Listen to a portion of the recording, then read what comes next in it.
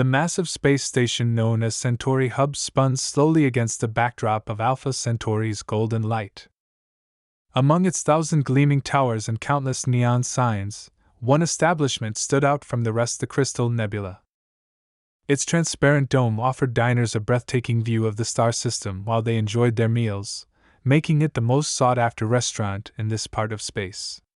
James Thompson stepped out of his private shuttle, his boots making a soft click against the polished floor of the station's premium docking bay.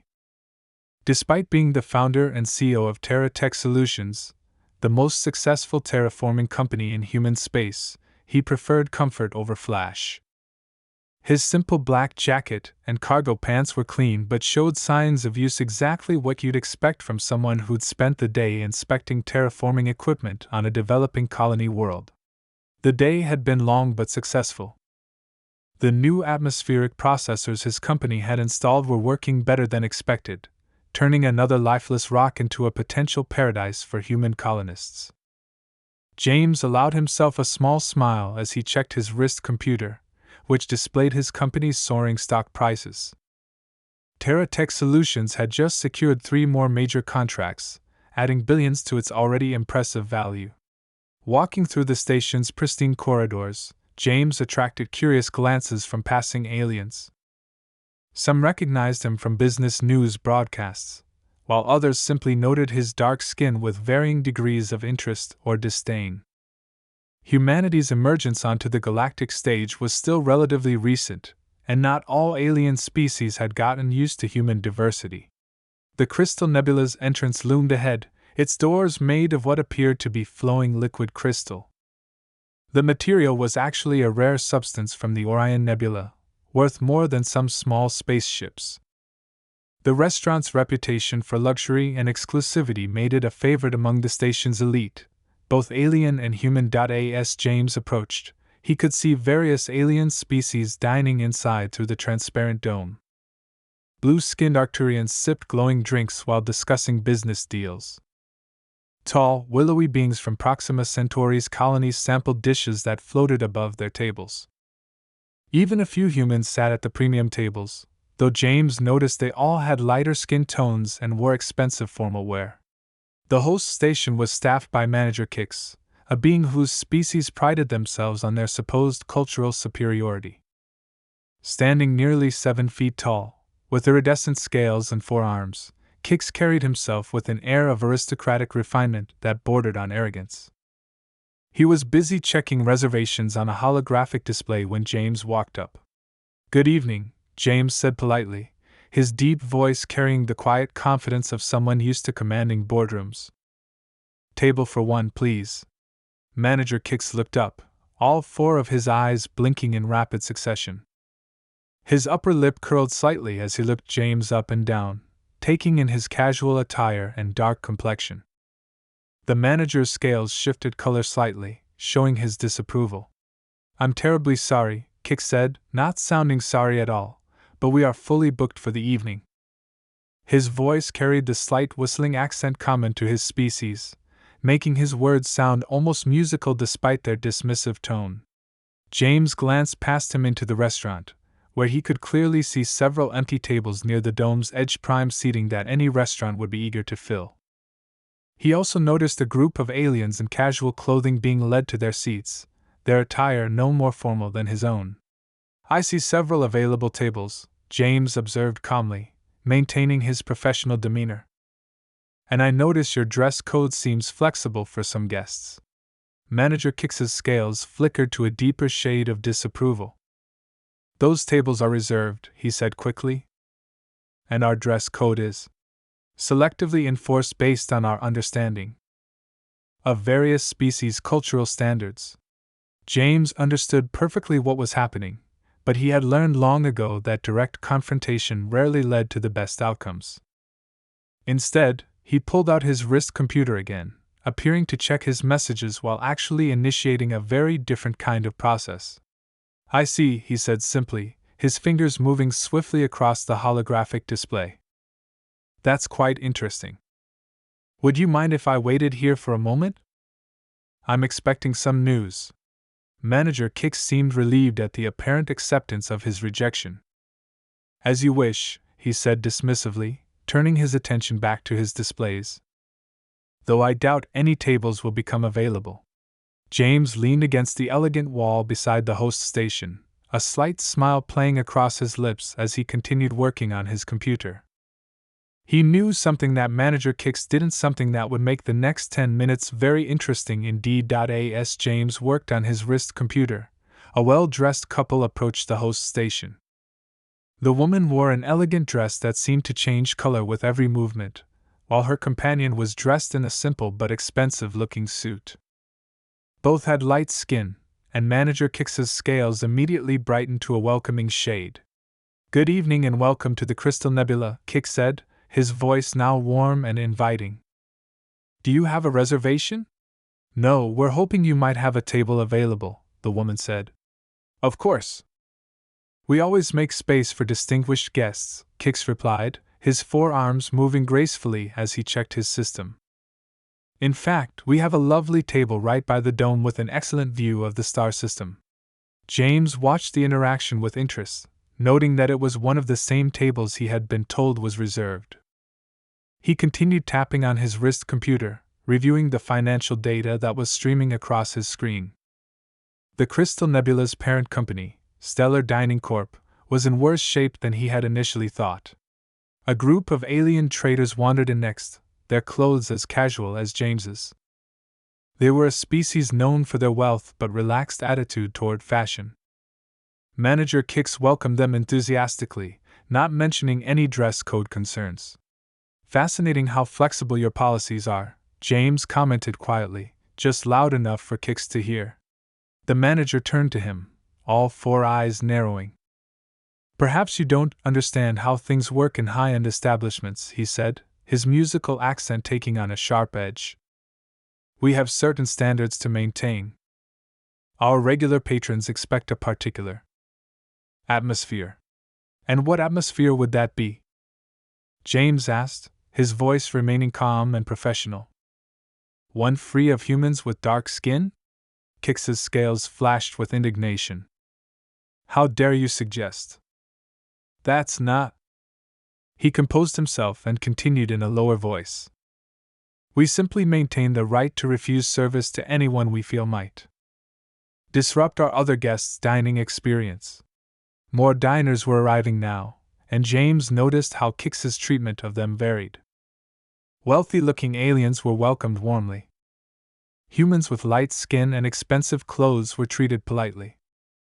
But when a dark-skinned alien scientist, clearly just finished with her lab work, approached the host station, she too was turned away with various excuses. James's wrist computer beeped softly.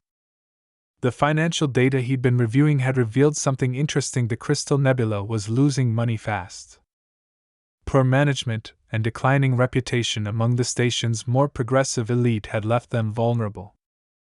Even better, their parent company had overextended itself trying to open new locations, taking on massive debt in the process. "You know," James said, straightening up from his position against the wall, "I've been in business long enough to recognize a failing enterprise when I see one.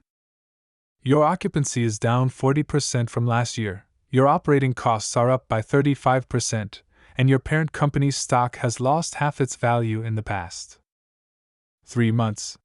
Manager Kix's scales paled slightly. "How could you possibly know?" "The same way I know that your company's CEO has been secretly selling his shares," James continued, his voice still quiet but carrying authority. "And the same way I know that your primary creditor is looking to call in their loans within the next quarter." Who are you?" Kix asked, his confident demeanor cracking. "Someone who recognizes an opportunity," James replied, turning his wrist computer so Kix could see the screen. The display showed a complex series of financial transactions being processed in real time. "And someone who believes a restaurant should serve everyone, regardless of their appearance." Kix's scales had now faded to an almost ghostly white as he stared at the numbers flowing across the screen. In the background, other staff members were beginning to notice that something was happening at the host station. A few regular customers were watching with interest as well. "What exactly are you doing?" Kix demanded, his voice wavering slightly. James smiled, his finger hovering over one final confirmation button on his display. I'm about to teach you a very expensive lesson about judging people by their appearance. In fact, the lesson begins in exactly 3, 2, 1. The moment James pressed the confirmation button, every screen in the Crystal Nebula flickered. The elegant holographic menus, the reservation system, and even the atmospheric control displays all momentarily went dark. When they came back online, they showed a new corporate logo, Terra Tech Solutions. Manager Kix's mouth fell open, all four of his eyes blinking rapidly in confusion. What? What just happened? Let me explain, James said, his voice carrying across the now quiet entrance area. Several customers had stopped eating to watch the scene unfold. While you were busy judging me by my appearance, I was busy buying your entire company. He turned his wrist computer's display so everyone could see. Stellar Dining Corp was already in trouble. Poor management, declining revenues, and frankly, their discriminatory practices were driving away more customers than they realized. When I was denied service today, I had my team look deeper into their finances. The restaurant staff had gathered now, watching with a mixture of fear and curiosity. James continued, his voice calm and professional. It turns out your parent company had borrowed heavily from Centauri First Bank to fund their expansion.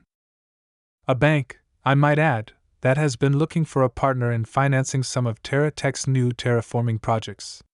He walked over to one of the empty tables he'd been told was reserved and sat down. No one moved to stop him. One called to the bank's board, and they were happy to sell me their position as primary creditor. From there, it was a simple matter of calling in the loans that Stellar Dining couldn't possibly repay.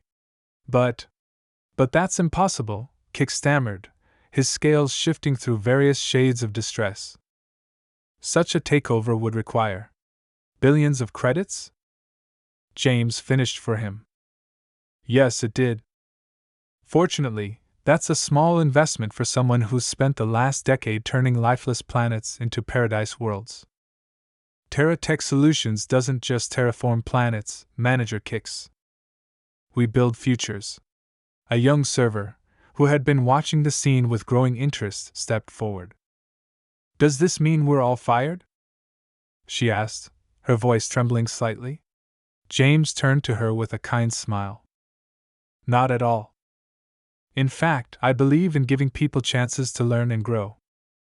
What's your name? Alice, she replied.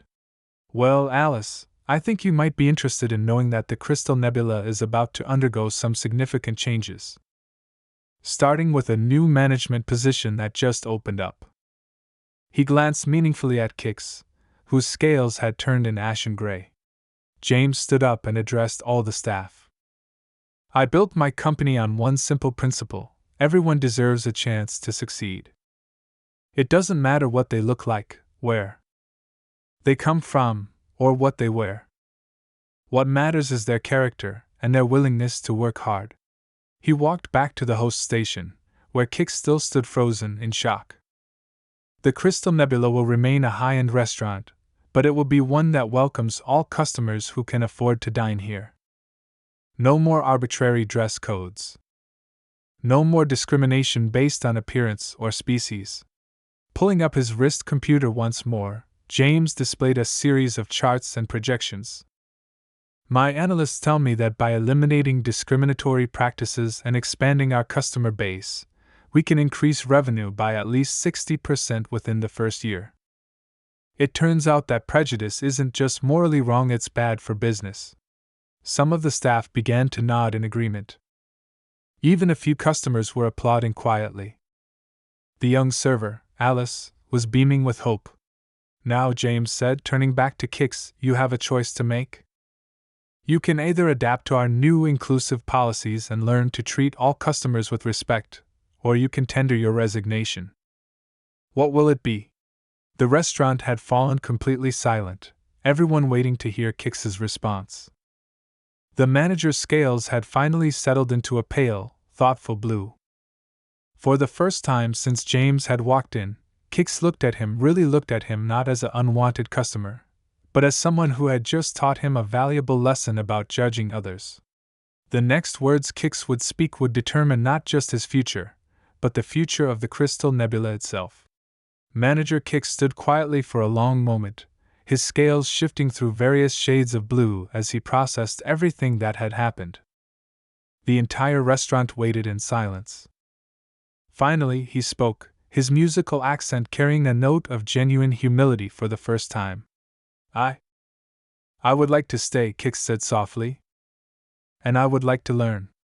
A collective breath of relief swept through the restaurant. James nodded, a small smile playing at the corners of his mouth. Good choice. Learning is always better than leaving. Now, let's see what we can do about improving things around here. James pulled up a holographic display from his wrist computer, projecting it so all the staff could see. First order of business, we're going to implement immediate changes. Alice, he turned to the young server who had spoken up earlier, congratulations on your promotion to assistant manager. Alice's eyes widened in surprise.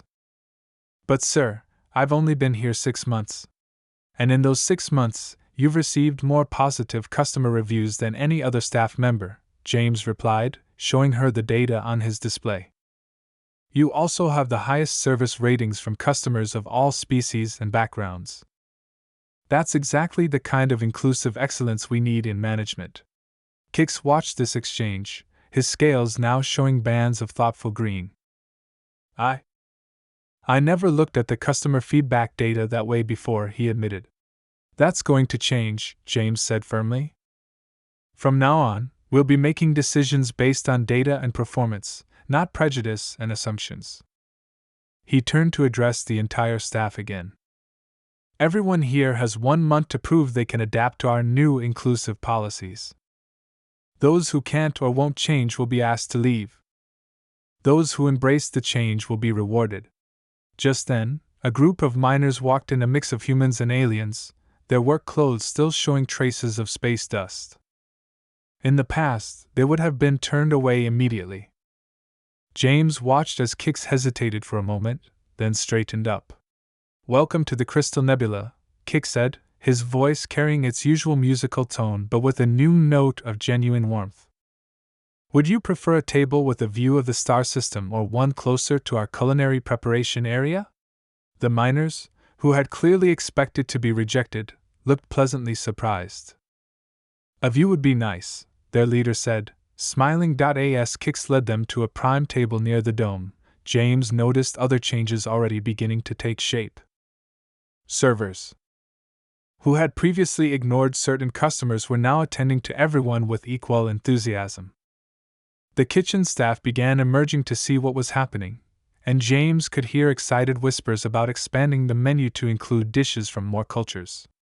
James sat down at the bar and ordered a drink, watching as the Crystal Nebula began its transformation. His wrist computer beeped with incoming messages. News of the takeover was already spreading through the station's business community. Stock in Terra Tech Solutions had jumped another 3 points. Mr. Thompson, Alice approached him, holding a data pad. I've been reviewing our booking system.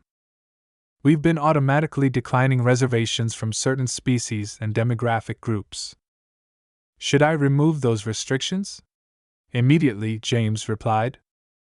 And please send apology messages to everyone who was denied in the past month. Offer them a complimentary meal as compensation. Alice nodded and got to work. Nearby, Kix was earnestly studying a cultural sensitivity guide he had pulled up on his terminal. The miners were enjoying their meal, their happy conversation adding a new kind of energy to the usually subdued atmosphere. James smiled as he sipped his drink. The Crystal Nebula was just the beginning. Stellar Dining Corp owned restaurants on 12 different space stations. By this time tomorrow, all of them would be operating under new, inclusive policies. Sometimes, he reflected, the best way to change minds wasn't through confrontation, but through ownership. After all, it's hard to maintain prejudice when it's eating into your profit margins. 1 week after James Thompson's takeover of the Crystal Nebula, The restaurant was buzzing with activity. The massive dome sparkled in Alpha Centauri's golden light as customers from all walks of life enjoyed their meals together. The change wasn't just in who was being served, it was in the entire atmosphere of the place. News had spread quickly through the space station. The story of how a human terraforming magnate had bought an entire restaurant chain because they refused to serve him had gone viral across the galactic networks. Business reporters were calling it the Crystal Revolution. James sat at what had become his regular table, reviewing the week's numbers on his wrist computer. The restaurant's revenue had already increased by 25% compared to the previous week. But more importantly, the customer satisfaction ratings were at an all-time high. Mr. Thompson, Alice approached his table, her new assistant manager badge gleaming. You might want to see this. She handed him a data pad showing messages from other restaurants on the station. 3 other high-end establishments had voluntarily dropped their discriminatory policies after seeing the Crystal Nebula's success. They didn't want to risk losing business or being bought out themselves. The free market was doing what years of complaints and protests had failed to do, making discrimination unprofitable. Kix, who had surprised everyone with his genuine commitment to change, was working with a group of alien and human customers. As you can see, he was explaining, his scales now a warm, welcoming shade of blue, we've added Earth cuisine to our menu. Our chef spent 3 days learning how to perfectly grill a steak. His pronunciation of steak was slightly off, but his enthusiasm was genuine. The kitchen staff had embraced the changes too. They had turned the challenge of cooking for different species into a point of pride. The head chef, a being from a gaseous planet who had previously looked down on solid food, was now excitedly experimenting with fusion dishes that combined cooking styles from multiple worlds. Sir, Alice said, checking her data pad again, the Galactic Restaurant Association has requested an interview with you. They want to know about our new hiring and training programs. James nodded. The programs had been his idea, offering jobs to qualified candidates from traditionally excluded groups and providing comprehensive cultural training for all staff. It was already making a difference. Just yesterday, they had hired their first Martian colony chef and a server from the asteroid mining communities. A commotion at the entrance caught their attention. A group of prominent station officials had arrived, including some who had previously supported the old discriminatory policies. They looked uncomfortable but determined as they approached James's table. Mr. Thompson, the station's chief administrator, said, "We've been monitoring the changes you've made here. The results are impressive." He paused, choosing his words carefully. "We'd like to discuss implementing similar policies across all businesses on the station." James gestured for them to sit. "I'd be happy to share our data," he said. "The numbers speak for themselves. Inclusive businesses are more profitable businesses." As the officials sat down, James noticed something remarkable. The restaurant's customers, humans and aliens, wealthy merchants and working-class miners, all dining together, weren't just eating. They were talking to each other, learning about each other's cultures, making business deals, and forming friendships. "You see," James told the officials, pointing to the diverse crowd, "this is what success really looks like. It's not just about the money. It's about creating spaces where everyone can belong."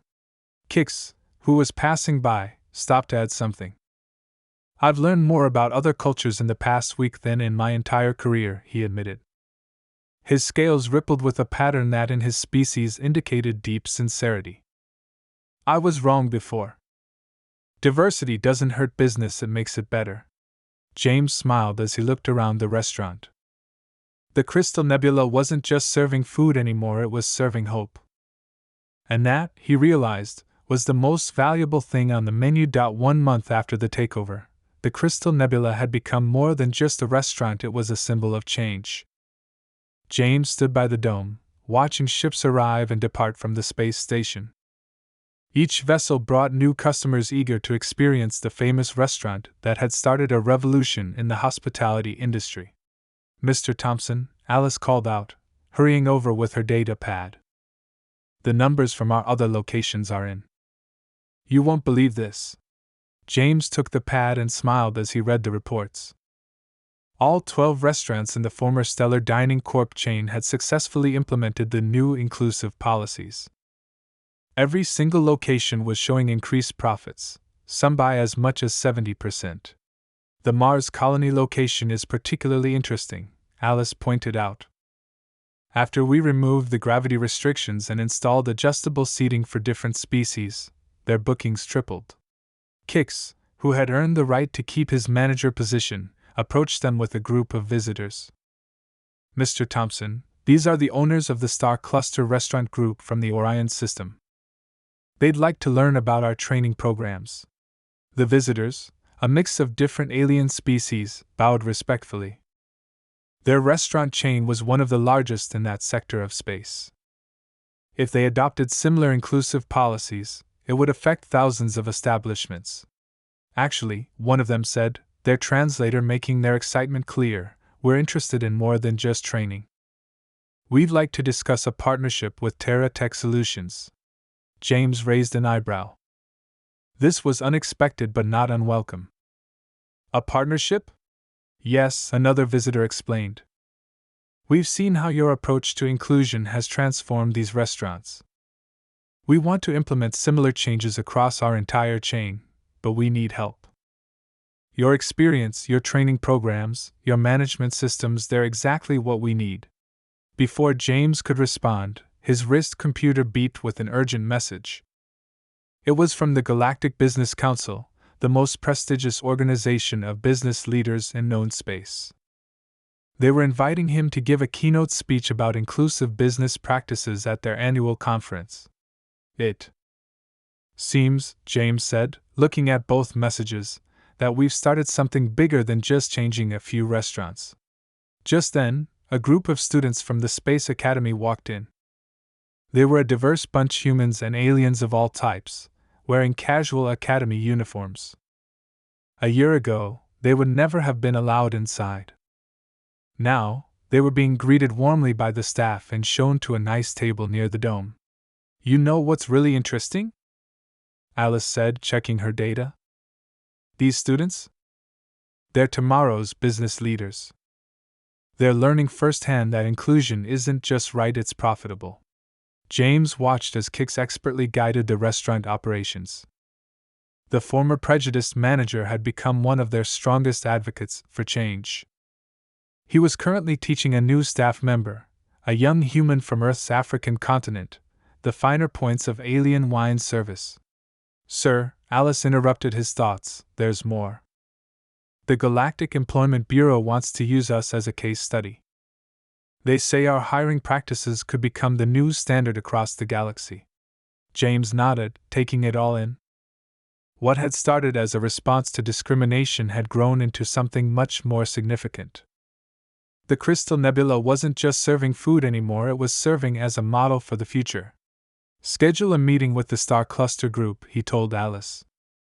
And accept the Council's invitation. It's time to take this to the next level. As he looked around the restaurant, James saw more than just customers and staff. He saw the future of business in space, a future where success was built on inclusion, where profit came from bringing people together, not keeping them apart. His wrist computer beeped again. More restaurant chains were requesting partnerships. More business groups wanted to learn their methods. The change was spreading across the galaxy, one restaurant at a time. And it all started because someone refused to serve him dinner. 3 months after the takeover, James sat in his office at Terra Tech Solutions headquarters, looking out at the stars through a window similar to the Crystal Nebula's dome. His simple action of buying a restaurant that had discriminated against him had sparked changes nobody could have predicted. Mr. Thompson, his AI assistant announced, your 3 o'clock appointment is here. It's the Galactic Education Board. James smiled. This meeting was special.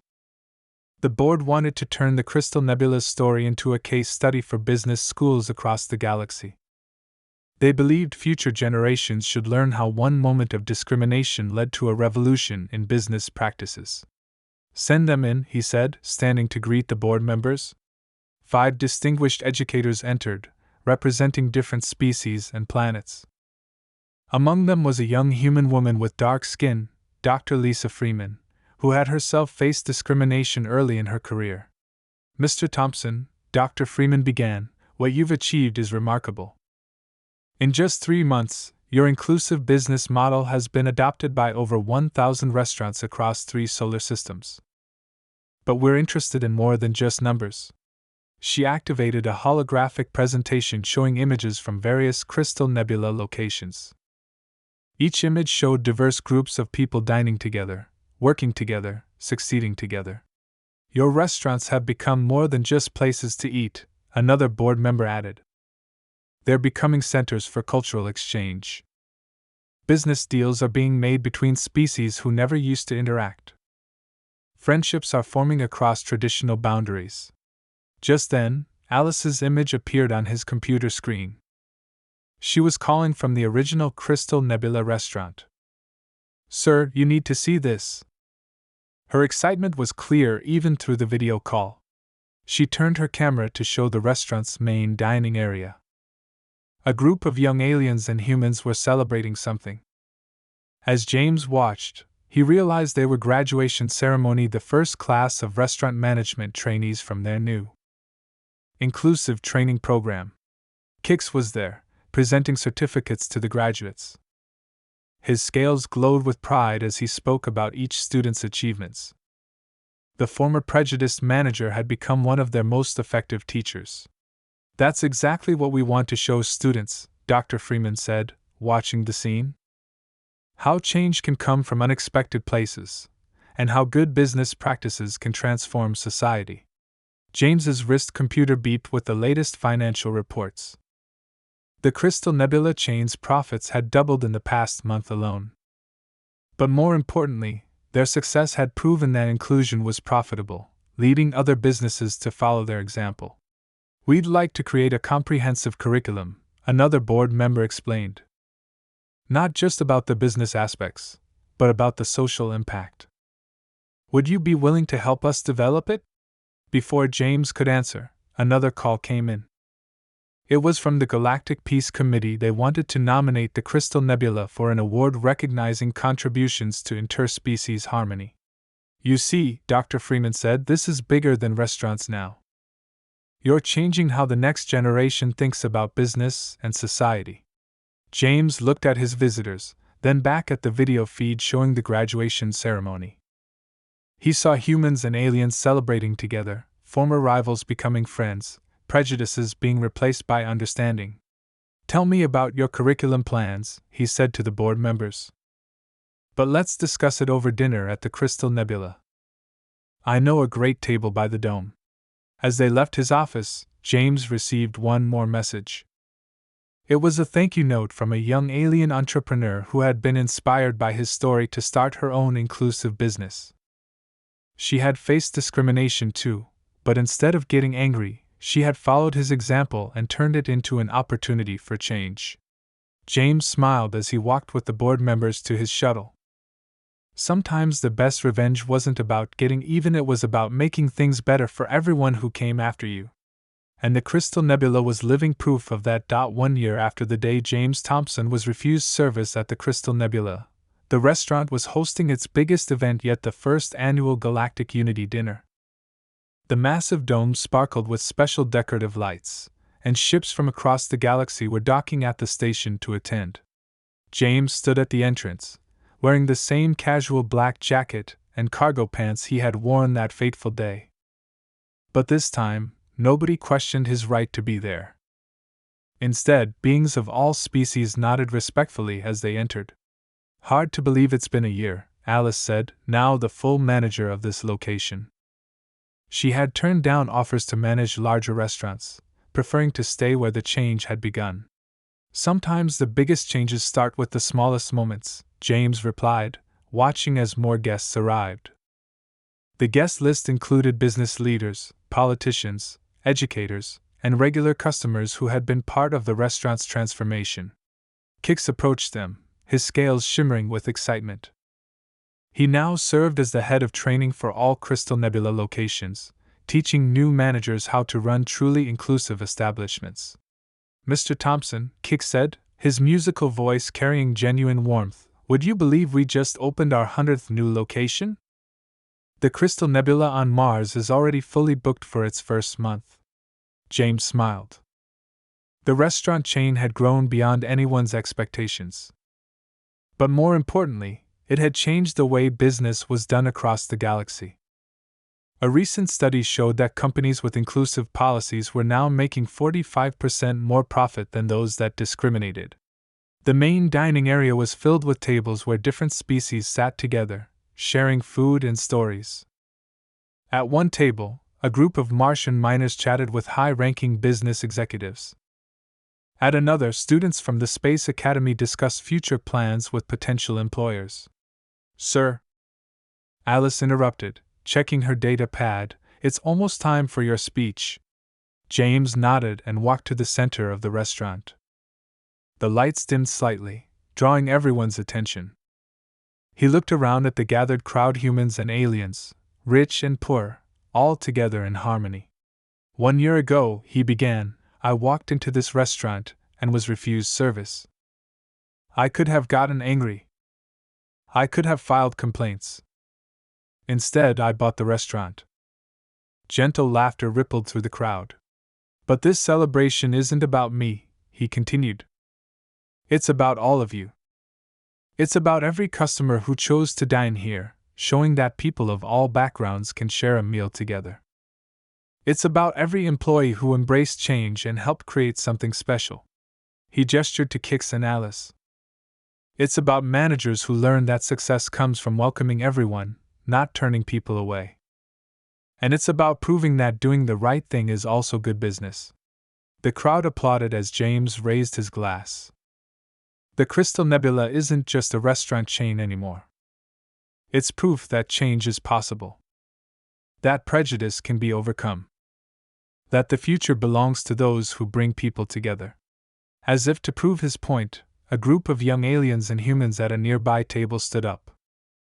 They were wearing Crystal Nebula uniforms, new recruits for the latest restaurant opening on Jupiter's moon Europa. "To the future," James said, lifting his glass higher. "To the future," the crowd echoed. After the toast, James walked back to the entrance. He stopped at the exact spot where he had stood 1 year ago, when a prejudiced manager had tried to turn him away. Now, that spot had a small plaque that read, "Where Change Begins." His wrist computer beeped with the latest business reports. The Crystal Nebula's success had inspired thousands of other businesses to adopt inclusive policies. Discrimination was becoming rare in the business world, not because of laws or protests, but because inclusion had proven more profitable. James smiled as he watched more guests arrive, each one walking past that plaque. Sometimes, he thought, the best revenge isn't about getting even. It's about making the world better for everyone. And that truly was the last laugh.